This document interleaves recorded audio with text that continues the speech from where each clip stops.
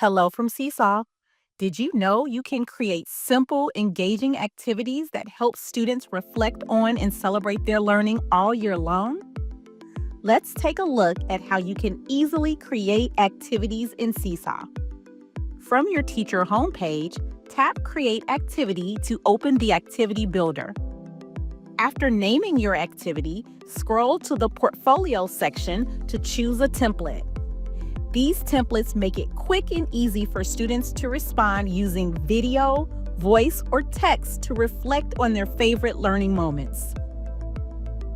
Tap into a template to customize it. You can update the title of the activity or edit the frame. Customize the instructions or edit the tools you want students to use.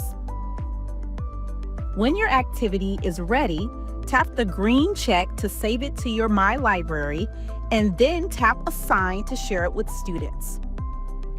Pro tip: if you have access to Seesaw AI, you can generate a custom multimodal reflection activity in seconds, right from your homepage.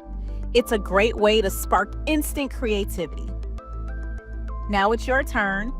Start creating activities with Seesaw to capture and celebrate learning all year long. Have fun seesawing!